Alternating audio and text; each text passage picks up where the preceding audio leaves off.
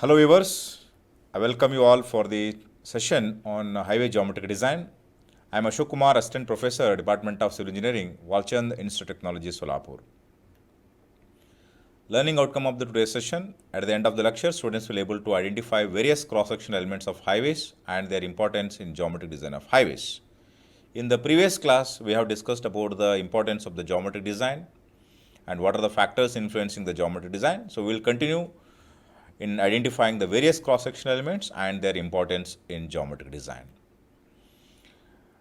Now, one of the important parameter in geometric design is cross slope or camber. So this cross slope or camber is the slope provided to the road surface in the transverse direction. You can see from the diagram, the slope provided in the cross slope provided in the transverse direction mainly to drain off the rainwater from the road surface. As soon as the rainwater comes on the road surface, we have to, as early as possible, we have to remove this rainwater from the road surface.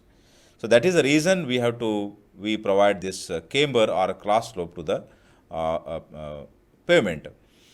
So the main reason for providing the cross slope is to prevent the entry of surface water into the pavement layers and the subgrade soil through the pavement. We know that water is called as enemy for any pavement. So we have to keep this water away, or as early as possible we have to remove the water from the pavement. And to prevent the entry of water into the bituminous pavement layers, because as the water, if you are allowing the water to stagnate on the road surface or allowing it to stand on the road surface, it disintegrates the material and enters into the pavement and makes the potholes and further cracks and all.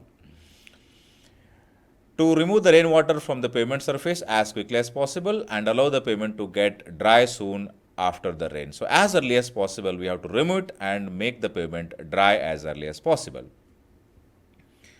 And it is expressed in 1 in n, and in that 1 indicates vertical to n horizontal. It is also expressed as a percentage like 2%, 2.5% like this.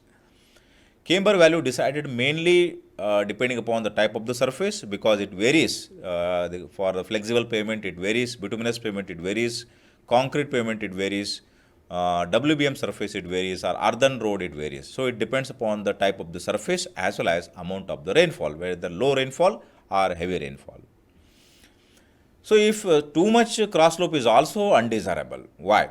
Because this transverse tilt of vehicles causes uncomfortable side thrust and drag on the steering wheel of automobile. So too much providing cross slope, it is going to cause uncomfortable for the steering, and it causes the drag on the steering wheel of the automobile.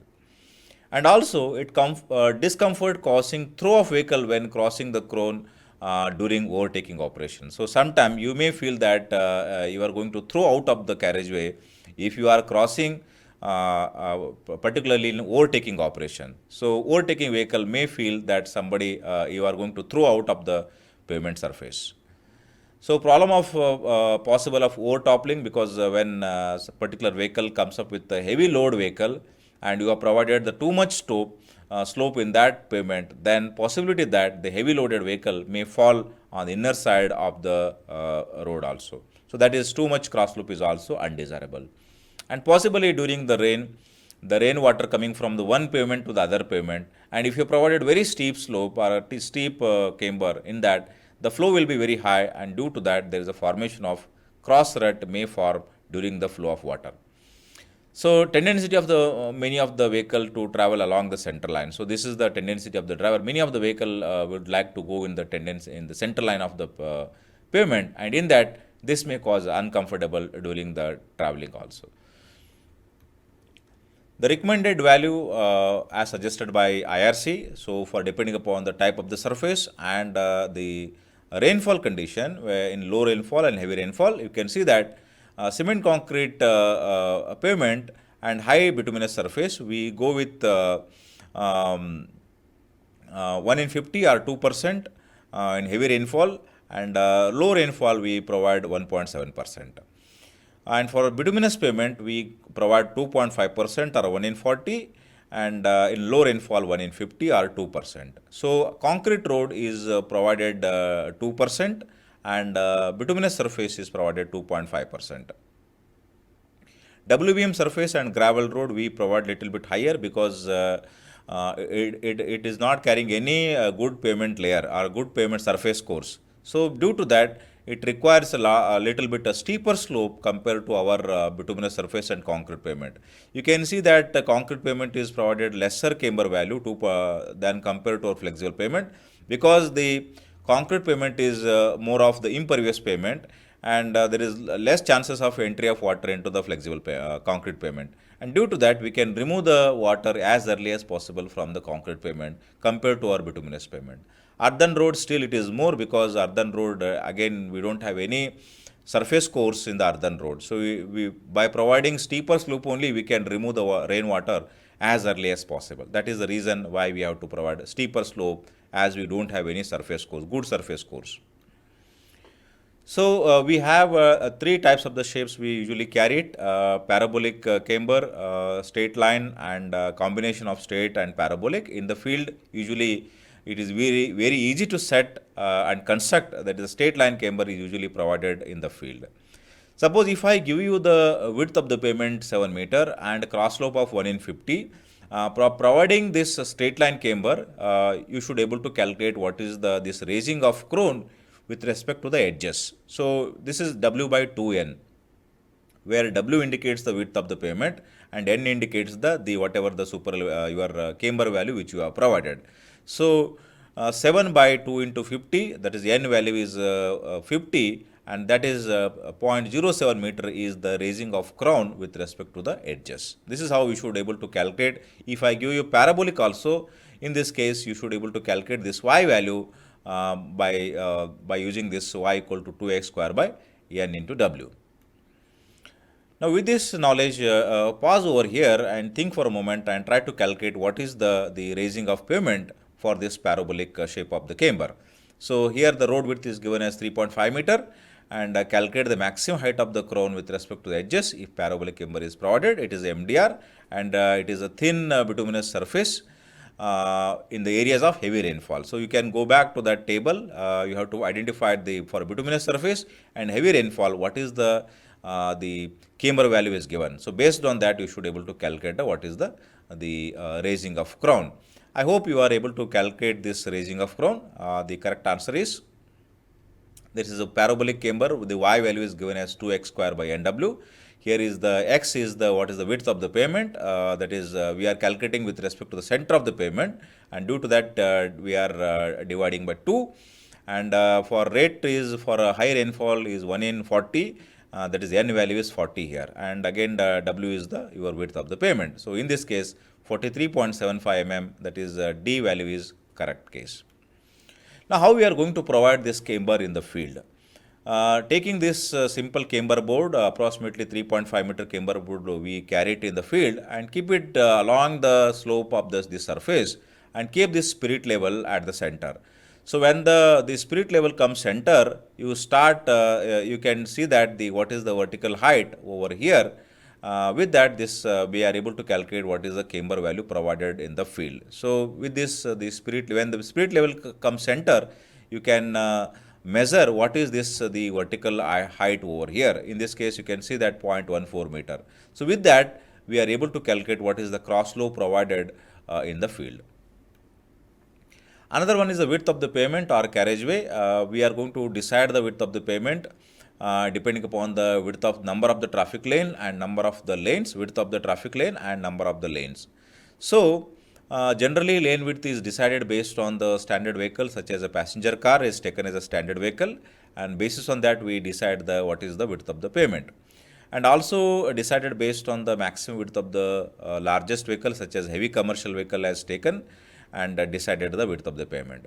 So for a width of 3.5 meter generally provided in rural area, that is for a single lane, and width is increased to 3.75 meter if there is a raised curb, such as a footpath of urban road. In urban case, usually we provide a raised curb, and in that case we provide a 3.75 meter. And number of lanes is required in highway depends on the predicted traffic and required level of service. So this is you can see there, here we have got the 625 mm, that is the lateral clearance is required for the safety point of view, and width of the vehicle is considered as 2.5 meter, and here the lateral clearance is 6.25. So combined together, it comes to 3.75 meter, that is for the single lane pavement. And for the two lane pavement, again we need to maintain the lateral clearance between the two vehicles is approximately 1 meter, and considering the 2.5 meter and 500 mm lateral clearance, the total width comes to 7 meter. This is for the two lane pavement. And with this picture, you can able to understand this is a two-lane pavement of 7-meter carriageway. Particularly in the rural area, we provide the 7-meter carriageway for two-lane. And this is the width of carriageway suggested by IRC. For single lane, 3.75 meter, and two lane with raised curbs, we go 7 meter. Without raised curb is 7 meter. With raised curb is 7.5 meter. Particularly in the urban area, we provide curbs, and in that case, you go with the 7.5 meter. And intermediate lane 5.5 meter, and when you are going to increase the lanes for 3 lane, 4 lane or 6 lane divided way, you can just go on increasing the every lane you take 3.5 meter increment in the your as the number of the lanes increases. That is for the multi lanes, you just go on adding the 3.5 meter per lane. Another one is the median or a traffic separator. Usually the main function of the median is to prevent head-on collision between the vehicles moving on the opposite direction on adjacent lanes. We already know that for a divided road, we always go with this median, center median. And end of the median, we should provide the curb so that the vehicle will not going to negotiate over our curb. So the curb prevents it acts as a lateral stability, and also prevents the overcoming or vehicle is going to come on the median side, so it prevents the curb. And then the median also acts as a traffic separator, and particularly during the night, if you have any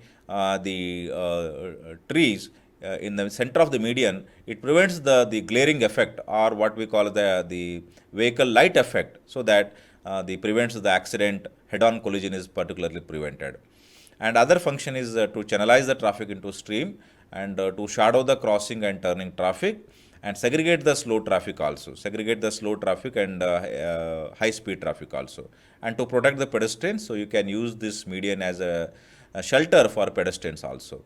So minimum 6 meter is required to reduce the headlight glare due to the vehicles moving in opposite direction. So usually it depends on the type of the area also, whether you are traveling in urban area or rural area. Usually in the rural area, we keep it 5 to 6 meter, but when it comes to urban area, due to the land constraint, we keep it lesser than the 2 meter or 1.5 meter.